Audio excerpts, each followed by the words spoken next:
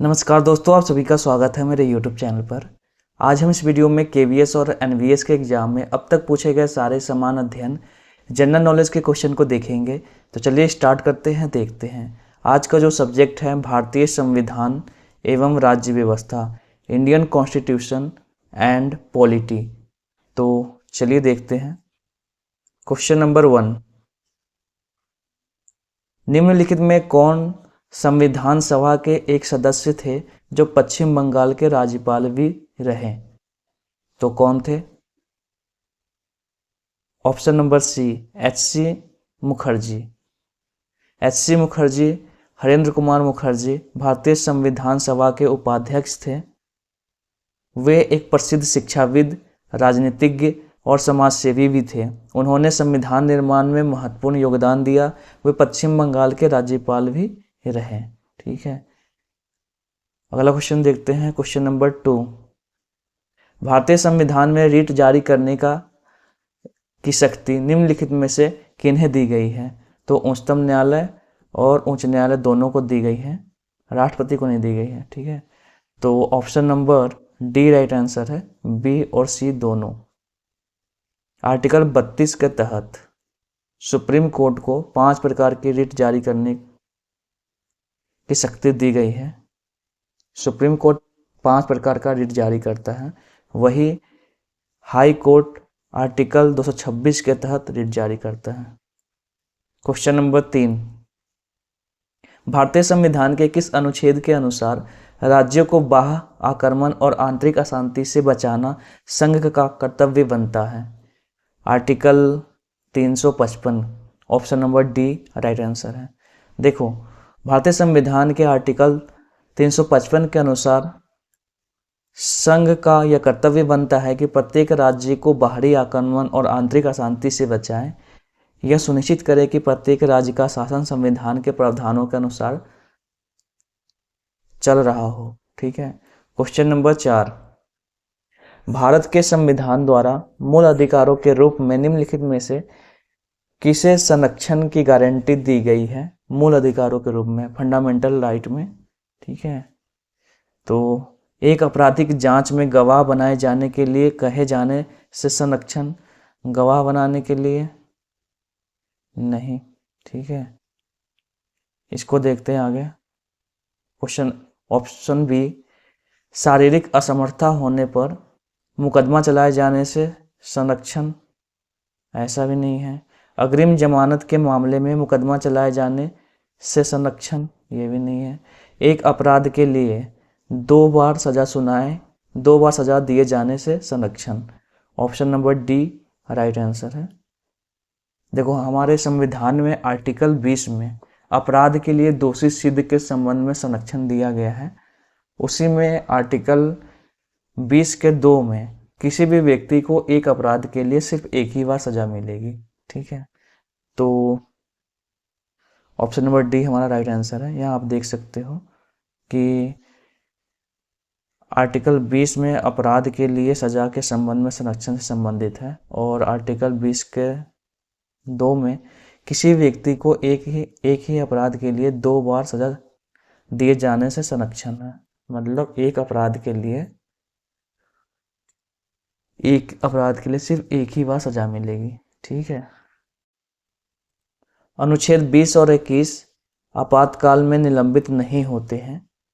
Article 20 में क्या है? अपराधों के लिए दोषी सिद्ध के संबंध में संरक्षण, और आर्टिकल 21 में क्या है? प्राण एवं दैहिक स्वतंत्रता। क्वेश्चन नंबर 5 देखते हैं। भारत के संविधान द्वारा किस वर्ग के लिए निःशुल्क और अनिवार्य शिक्षा के अधिकार को एक मूल अधिकार के रूप में गारंटी दी गई है? ऑप्शन नंबर सी, 6 से 14 साल तक की आयु के सभी बच्चों को निःशुल्क और अनिवार्य शिक्षा की गारंटी दी गई है। आइए इसके बारे में जान लेते हैं। देखो, 86वां संविधान संशोधन अधिनियम पूछ ले तो 2002 ने भारत के संविधान में अंततः स्थापित अनुच्छेद 21 के एक का ऐसे ढंग से जैसे कि राज्य कानून द्वारा निर्धारित करता है, मौलिक अधिकार के अंतर्गत 6 से 14 साल तक के सभी बच्चों को मुफ्त और अनिवार्य शिक्षा का प्रावधान है। आर्टिकल 21 के क में, ठीक है, 6 से 14 साल तक के आयु के समस्त बच्चों को निःशुल्क और अनिवार्य शिक्षा का प्रावधान है। क्वेश्चन नंबर 6, भारत के संविधान की प्रस्तावना द्वारा भारत के नागरिकों को निम्नलिखित में से क्या सुनिश्चित नहीं कराया गया? नैतिक राजनीतिक न्याय, आस्था की स्वतंत्रता, आय की समानता, व्यक्ति की गरिमा। प्रस्तावना में राजनीतिक न्याय, आय की समानता ये नहीं है, ठीक है। Option number C right answer होगा, क्योंकि पूछा गया कौन सा नहीं है प्रस्तावना में, ठीक है। राजनीतिक न्याय है, आस्था की स्वतंत्रता भी है, व्यक्ति की गरिमा भी है, तो option number C right answer होगा। देखो, भारतीय संविधान की प्रस्तावना पंडित नेहरू द्वारा बनाए और पेश किए गए एवं संविधान द्वारा अपनाए गए उद्देश्य प्रस्तावना द्वारा आधारित है। प्रस्तावना में सामाजिक, आर्थिक और राजनीतिक न्याय तथा विचार, अभिव्यक्ति, धर्म और विश्वास की उपासना की स्वतंत्रता का उल्लेख है। इसमें व्यक्ति की गरिमा, एकता, अखंडता और तथा बंधुत्व का भी उल्लेख है। प्रस्तावना में आय की समानता का उल्लेख नहीं है, तो आय की समानता नहीं है, option number C right answer है। क्वेश्चन नंबर 7, भारत के संविधान की 6ठी अनुसूची के उपबंधों का विस्तार निम्नलिखित में से किस राज्य के प्रशासन तक नहीं है? तो देखो, सिक्किम में नहीं है, option number A right answer होगा। देखो, मेघालय है, त्रिपुरा भी, असम भी है। देखो, भारत के संविधान की 6ठी अनुसूची के उपबंध का विस्तार सिक्किम राज्य के प्रशासन तक नहीं है। 6ठी अनुसूची में असम, मेघालय, त्रिपुरा, मिजोरम राज्यों के जनजाति क्षेत्रों के प्रशासन के बारे में प्रावधान है। तो आप ऐसे याद रख सकते हो, ATM, ठीक है, या ATM2 रख लो, ठीक है, ऐसे। तो ए से क्या हो गया? असम, त्रिपुरा, मिजोरम और मेघालय, मिजोरम। असम, त्रिपुरा, मेघालय, मिजोरम। क्वेश्चन नंबर 8, भारत के संविधान के भाग 3 के अंतर्गत वाद्य योग्य अधिकार के रूप में किसकी गारंटी नहीं दी गई है? एक ही अपराध के लिए 2 बार दंडित किए जाने से संरक्षण, इसकी तो गारंटी दी गई है, ठीक है, भाग 3 में, मतलब मौलिक अधिकार में, ठीक है। लोक नियोजन के मामले में अवसर की समानता, ये भी है। समान काम के लिए समान वेतन, दैहिक स्वतंत्रता का संरक्षण, ये भी है। समान कार्य के लिए समान वेतन, ये नहीं है। Option number C right answer है। देखो, समान काम के लिए समान वेतन, ये डीपीएसपी का पार्ट है, डीपीएसपी में दिया गया, ठीक है।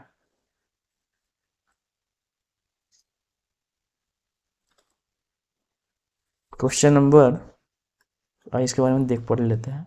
देखो, भारत के संविधान के भाग 3 के अंतर्गत वाद्य योग अधिकार के रूप में समान काम के लिए समान वेतन की गारंटी नहीं दी गई है। संविधान के भाग 3 में जो भी हमने देखा, ठीक है, एक ही अपराध के लिए 2 बार दंडित किए जाने से संरक्षण आर्टिकल 20 में है। लोक नियोजन के मामले में अवसर की समानता आर्टिकल 16 में है, और दैहिक स्वतंत्रता आर्टिकल 21 में है।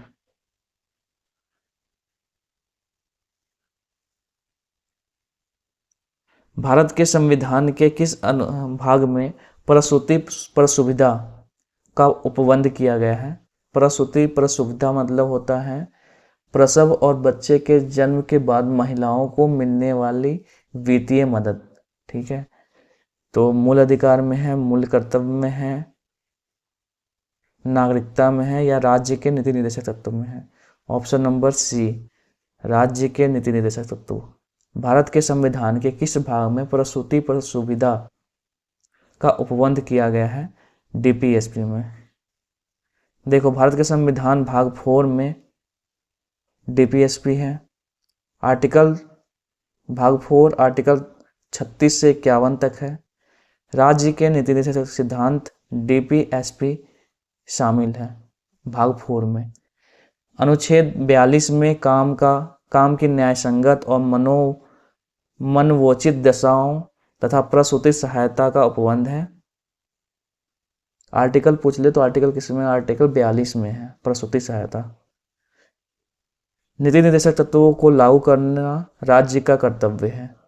क्वेश्चन नंबर 10, भारत के संविधान के अंतर्गत राज्य के नीति निर्देशक तत्व में निम्नलिखित में से कौन शामिल नहीं है? अंतर्राष्ट्रीय शांति को बढ़ावा देना, यह है।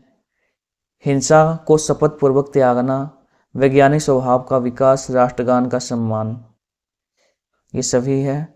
बी नहीं है, ऑप्शन नंबर बी इसका राइट आंसर होगा। हिंसा को शपथ पूर्वक त्यागना, ये डीपीएसपी का में शामिल नहीं है। देखो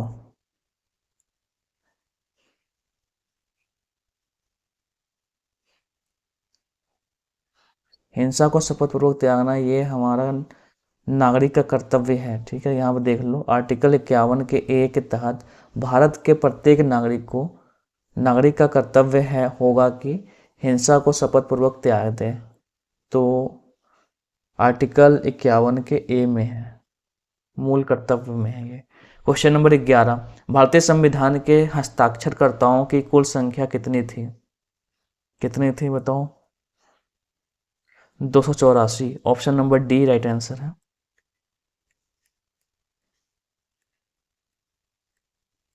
आप इसे पढ़ लेना, ठीक है। आगे देखते हैं क्वेश्चन नंबर 12, संविधान सभा का पहला सत्र डैश को आयोजित किया गया था? कब आयोजित किया गया था? 9 दिसंबर 1946 को। फिर 11 दिसंबर 1946 को फिर से बैठक होती है। तो देखो संविधान सभा का पहला सत्र 9 दिसंबर 1946 को नई दिल्ली के कॉन्स्टिट्यूशन हॉल, जिसे अब संसद भवन के केंद्रीय कक्ष के नाम से जाना जाता है, में आयोजित किया गया था। संविधान सभा के सबसे बुजुर्ग सदस्य डॉक्टर सच्चिदानंद सिन्हा को सभा का अस्थायी अध्यक्ष चुना गया था। मुस्लिम लीग ने बैठक का बहिष्कार किया और पाकिस्तान के लिए अलग संविधान सभा की मांग की। फिर से 11 दिसंबर 1946 को दूसरी बैठक होती है, जिसमें डॉक्टर राजेंद्र प्रसाद को अस्थायी अध्यक्ष बनाया जाता है संविधान सभा का। क्वेश्चन नंबर 13, संविधान के सिद्धांतों को निर्धारित करने वाला उद्देश्य संकल्प जवाहरलाल नेहरू द्वारा डैश को प्रस्तुत किया गया था? उद्देश्य प्रस्ताव कब प्रस्तुत किया गया था? 13 नवंबर 1946 को। ऑप्शन नंबर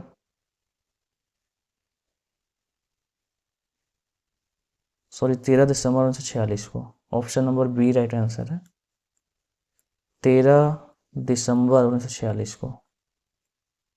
ठीक है, यहाँ देखो 9 दिसंबर को बैठक हुई थी पहली, फिर दूसरी बैठक होती है और 13 दिसंबर को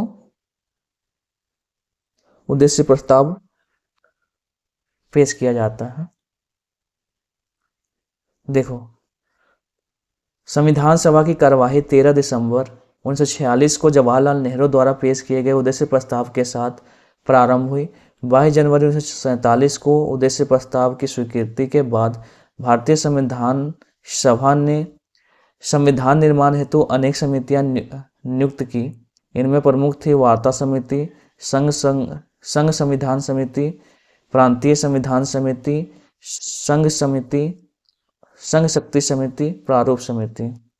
क्वेश्चन नंबर 14, निम्नलिखित में से किसने भारतीय संविधान सभा की पहली बैठक की अध्यक्षता की थी?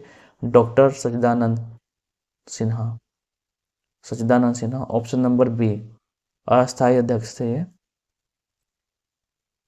क्वेश्चन नंबर 15, निम्नलिखित में से कौन संविधान सभा की संघ शक्ति समिति का प्रमुख था? तो कौन था? Jawaharlal Nehru. Option number C, संविधान सभा के संघ समिति के प्रमुख जवाहरलाल नेहरू थे। संविधान सभा की कार्यवाही जवाहरलाल नेहरू द्वारा 13 दिसंबर 1946 को प्रस्तुत उद्देश्य प्रस्ताव के साथ प्रारंभ हुई थी। उद्देश्य प्रस्ताव को 22 जनवरी 1947 को स्वीकृति मिली। उन्होंने इस प्रस्ताव में कहा था कि भारत एक पूर्णतः स्वतंत्र एवं संपूर्ण प्रभुत्ता संपन्न गणराज्य होगा। भारतीय गणराज्य प्रांतों एवं देशी रियासतों का संघ होगा। उसके राज्यों में समस्त शक्ति का मूल क्षेत्र जनता होगी।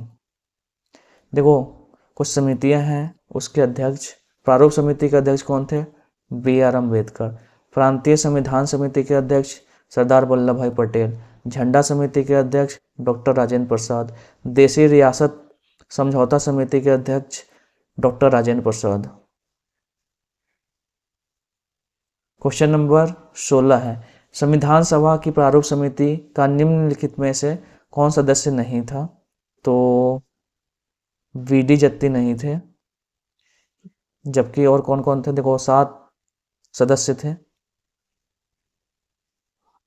कौन कौन से थे? देखो, डॉक्टर B.R. अम्बेडकर जो कि इसके अध्यक्ष थे, N. गोपाल स्वामी अयंगर, K.M. मुंशी, अल्लादी कृष्ण स्वामी अय्यर, सैयद मोहम्मद सादुल्ला, N. माधवराव, V.T. कृष्णमाचारी। ठीक है। क्वेश्चन नंबर 17, भारत के संविधान की प्रस्तावना का संशोधन कितनी बार किया गया? एक बार प्रस्तावना में संशोधन हुआ है, तो option number A right answer होगा। देखो, भारतीय संविधान की प्रस्तावना में एक बार संशोधन 42वें संविधान संशोधन के द्वारा किया गया। इस संशोधन के द्वारा प्रस्तावना में समाजवादी, पंथनिरपेक्ष, अखंडता 3 शब्द जोड़े गए। 3 शब्दों को जोड़ा गया। ठीक है, समाजवादी, पंथनिरपेक्ष और अखंडता। क्वेश्चन नंबर 18, भारतीय संविधान के प्रस्तावना के बारे में निम्नलिखित में से कौन सा कथन सत्य नहीं है? देखो, कौन सा कथन सत्य नहीं है? संविधान संशोधन अधिनियम 42वां संविधान संशोधन अधिनियम 1976 के द्वारा प्रस्तावना में निम्नलिखित को जोड़ा गया समाजवादी, धर्मनिरपेक्ष, अखंडता सही है। संविधान की प्रस्तावना संविधान के उद्देश्यों को निर्धारित करती है जो संविधान के आधारभूत ढांचे का निर्माण करते हैं, ये भी सही है। संविधान के अनुच्छेद 368 के प्रावधानों के अंतर्गत प्रस्तावना में संशोधन किया जा सकता है, ये भी सही है। प्रस्तावना घोषित करती है कि संविधान के अंगीकरण की तिथि 26 जनवरी 1950 थी, नहीं 26 नवंबर 1950। तो option number D right answer होगा, क्योंकि यही क्या है, गलत है। पूछा गया कौन सा सत्य नहीं है। अगला क्वेश्चन देखते हैं। क्वेश्चन नंबर 19, संविधान की ड्राफ्टिंग समिति के आगे प्रस्तावना किसने प्रस्तावित की थी? तो जवाहरलाल नेहरू ने। Option number A right answer है। अगला क्वेश्चन देखते हैं। संविधान सभा के संवैधानिक सलाहकार के रूप में कार्य किसने किया था? संवैधानिक सलाहकार के रूप में B.N. Rao. Option number C right answer है। क्वेश्चन नंबर 21, निम्नलिखित में कौन संविधान सभा के मसौदा समिति के अध्यक्ष थे? मसौदा समिति के अध्यक्ष कौन थे? B.R. अम्बेडकर। ऑप्शन नंबर ए। देखो, डॉक्टर B.R. अम्बेडकर ये मसौदा प्रारूप समिति के अध्यक्ष थे, प्रथम कानून मंत्री भी थे doctor B.R. Ambedkar. Reserve bank of India के प्रथम भारतीय गवर्नर कौन थे? C.D. देशमुख। स्वतंत्र भारत के प्रथम राष्ट्रपति, संविधान सभा के स्थायी अध्यक्ष doctor Rajendra Prasad.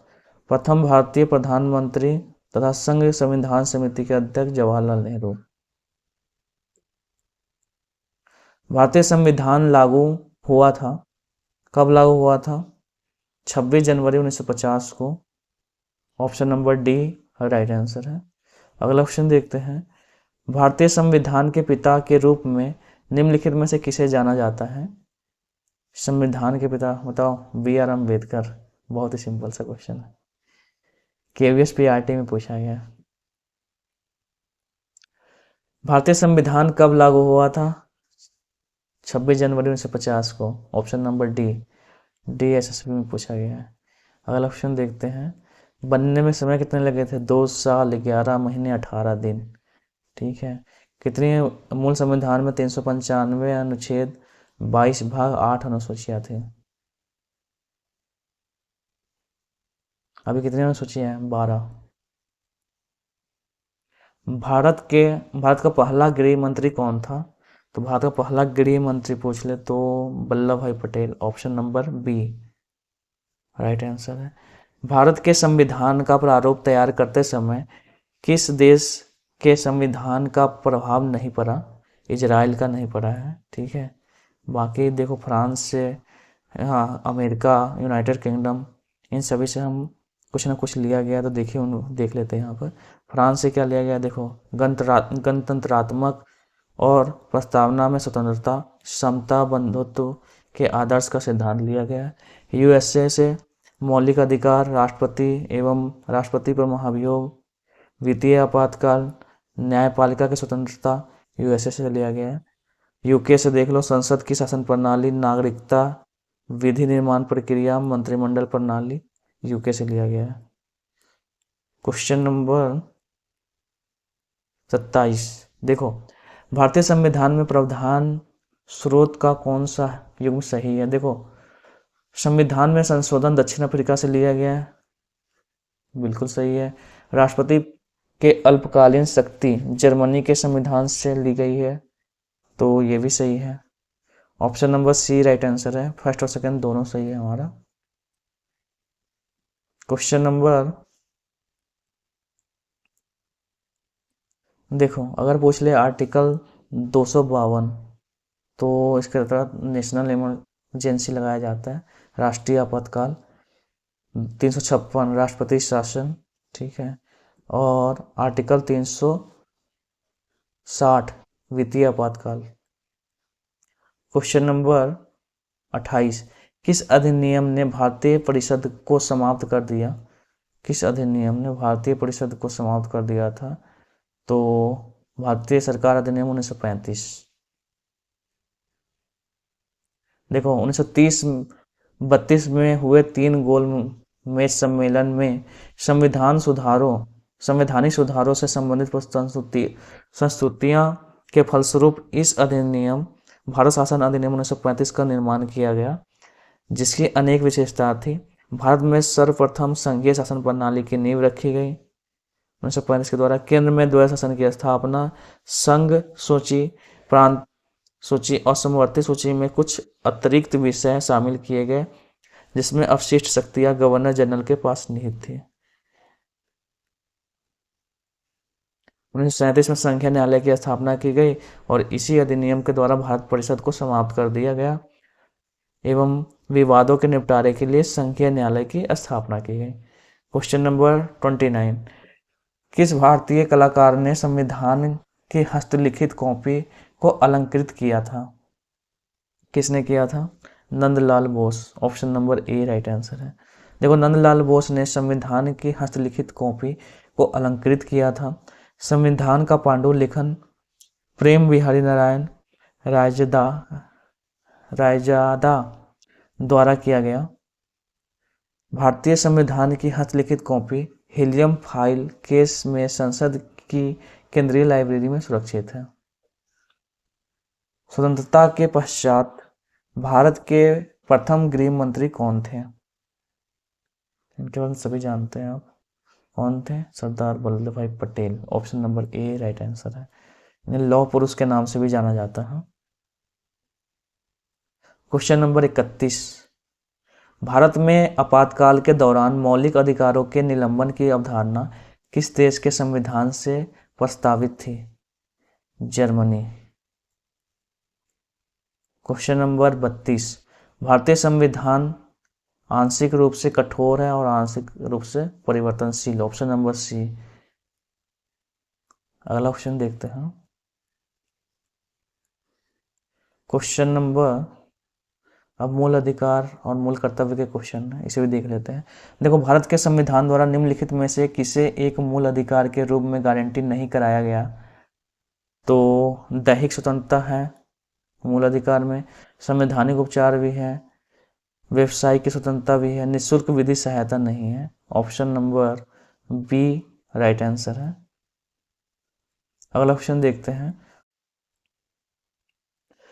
Question number 34, निम्नलिखित में कौन भारतीय संविधान में स्वतंत्रता के अधिकार का एक प्रकार नहीं है? ऑप्शन ए सशस्त्र सभा की स्वतंत्रता, भाषण की स्वतंत्रता, अभिव्यक्ति की स्वतंत्रता, संघ की स्वतंत्रता। तो ऑप्शन ए सशस्त्र सभा की स्वतंत्रता, मतलब हथियार से लैस होकर आप सभा नहीं कर सकते। तो option number A right answer है। देखो, भारतीय संविधान में आर्टिकल 19 के तहत 6 प्रकार की स्वतंत्रताओं का वर्णन है। विचार और अभिव्यक्ति की स्वतंत्रता है, अस्त्र शस्त्र रहित शांतिपूर्ण सम्मेलन की स्वतंत्रता है, समुदाय एवं संघ का निर्माण की स्वतंत्रता है, भ्रमण करने की, मतलब कहीं भी आ जा सकते हो, कहीं भी निवास कर सकते हो, व्यवसाय करने की स्वतंत्रता है। तो 6 स्वतंत्रता दी गई है आपको। आर्टिकल 30, क्वेश्चन नंबर 35, भारत के संविधान में डैश मूल अधिकार और डैश मूल कर्तव्य हैं। 6 मूल अधिकार और 11 मूल कर्तव्य हैं। Option number B right answer है। देखो, क्वेश्चन नंबर 36, निम्नलिखित में से कौन सा भारतीय संविधान में उल्लेखित एक मौलिक अधिकार नहीं है? संपत्ति का अधिकार मौलिक अधिकार नहीं है, ये कानूनी अधिकार बन गया है। अब इसे मौलिक अधिकार से हटाकर कानूनी अधिकार में रख दिया गया आर्टिकल 301 के तहत। आप देख सकते हो आप। क्वेश्चन नंबर 37, भारतीय संविधान में कौन सा प्रावधान नागरिकों को अदालत में जाने की अनुमति देता है यदि वे मानते हैं कि उनके किसी भी मौलिक अधिकार का राज्य द्वारा उल्लंघन किया गया है? तो कौन सा संवैधानिक उपचारों का अधिकार? आर्टिकल 32। आर्टिकल कौन सा है? 32, जिसमें सुप्रीम कोर्ट 5 प्रकार की रिट जारी करती है। आर्टिकल 32 के 2 के तहत 5 प्रकार की रिट जारी करती हैं। बंदी प्रत्यक्षीकरण, परमादेश, प्रतिषेध, उत्प्रेषण, अधिकार परीक्षा। क्वेश्चन नंबर 38, संपत्ति का अधिकार एक कानूनी अधिकार है। Option number C right answer है। आर्टिकल 44वें संविधान संशोधन द्वारा मौलिक अधिकार से इसे हटाकर कानूनी अधिकार बना दिया गया, मतलब मूल अधिकार से इसे हटाकर कानूनी अधिकार इसे बना दिया गया संपत्ति का अधिकार को। क्वेश्चन नंबर 39, भारतीय संविधान के अनुच्छेद 19 के अंतर्गत निम्नलिखित में से कौन सा स्वतंत्रता के अधिकारों के रूप में गारंटीकृत नहीं है? कौन सा नहीं है? तो आइए देखते हैं। देखो, भारत के संपूर्ण क्षेत्र में स्वतंत्रता के संचलन का अधिकार है, बिल्कुल। वाक और अभिव्यक्ति की स्वतंत्रता है। बलात् श्रम से मुक्ति, ये नहीं है, ठीक है। बलात् श्रम से मुक्ति ये राज्य के नीति निर्देशक सिद्धांत में है, डीपीएसपी में है। भारत क्षेत्र के किसी भी भाग में आवास और बसने की स्वतंत्रता, ये मौलिक अधिकार में है।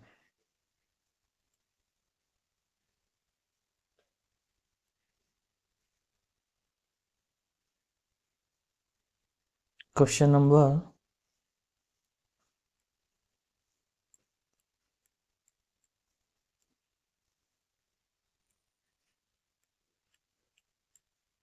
40,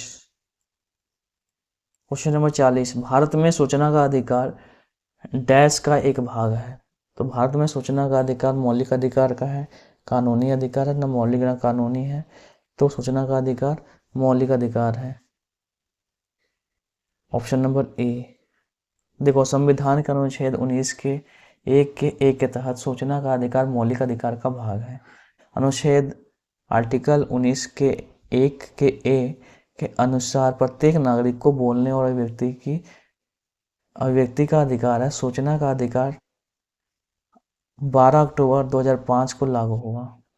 क्वेश्चन नंबर 41 है,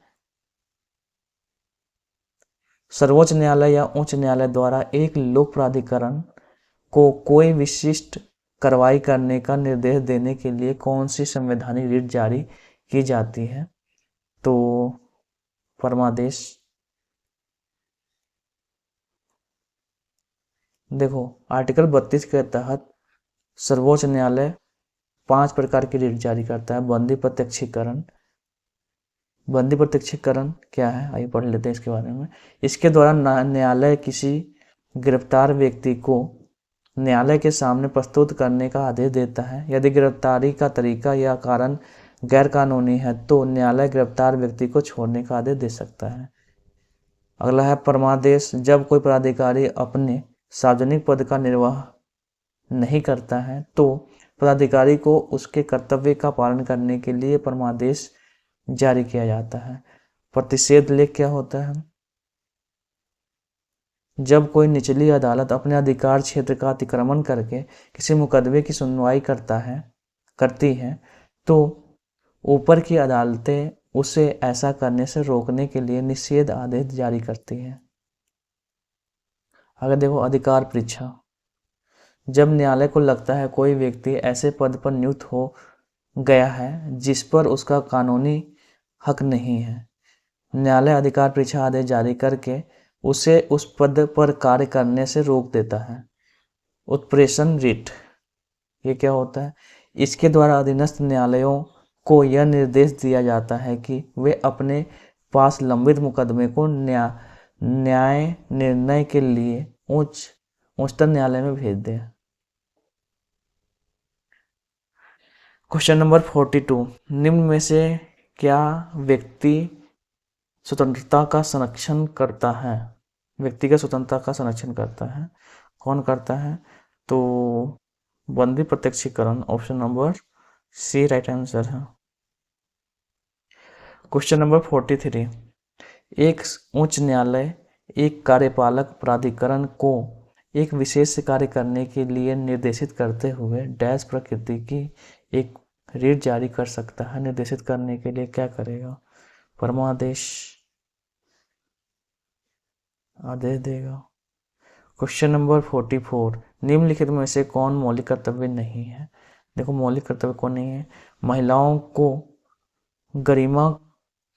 महिलाओं की गरिमा को अपमानित करने वाली प्रथाओं का परित्याग करना, ये तो मौलिक कर्तव्य है। बुलाए जाने पर राष्ट्र सेवा के प्रति समर्पण करना, ये भी है। स्मारकों और राष्ट्रीय महत्व के लिए, ये नहीं है।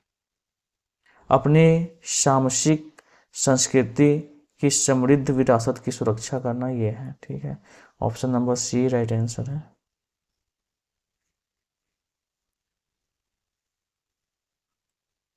क्वेश्चन नंबर अगला देखते हैं, नेक्स्ट 44 के बाद और कौन नहीं है? 44 के बाद ये 45। 42वें संविधान संशोधन द्वारा नागरिकों के मूल कर्तव्यों को किस वर्ष भारतीय संविधान में जोड़ा गया था? 1976 में। 42वां संविधान संशोधन कब होता है? 1976 में। देखो, सरदार मूल कर्तव्य को 1976 में 42वें संविधान संशोधन द्वारा भाग 4 के अनुच्छेद 51 के 1 के तहत भारतीय संविधान में जोड़ा गया। स्वर्ण सिंह समिति ने स्वर्ण सिंह समिति के सिफारिश पर इसे जोड़ा गया था। 11 मूल कर्तव्य जब भारतीय संविधान में जोड़ा गया था तो उस समय 10 मूल कर्तव्य थे, अब 11 मूल कर्तव्य है। 86वें संविधान संशोधन द्वारा जो 11वां मूल कर्तव्य है 86वें संविधान संशोधन अधिनियम 2002 के द्वारा जोड़ा गया था। Question number 46। भारतीय संविधान में मौलिक कर्तव्य को सम्मिलित करने की सिफारिश किस समिति ने की थी? तो सरदार स्वर्ण सिंह समिति, option number A right answer है। अगला ऑप्शन देखते हैं। एक उच्च न्यायालय से एक निचली अदालत न्यायाधिकरण या सार्वजनिक प्राधिकरण को अपने कर्तव्य के भीतर आने वाले अधिनियम को निष्पादित करने का आदेश डैश कहा जाता है। क्या कहा जाता है? परमादेश writ. Option number A right answer है। तो इस वीडियो में इतना ही रहने देते हैं। अगर वीडियो आपको अच्छी लगी तो लाइक करिए, सब्सक्राइब करिए, शेयर करिए। मिलते हैं नेक्स्ट वीडियो में। जय हिंद, जय भारत।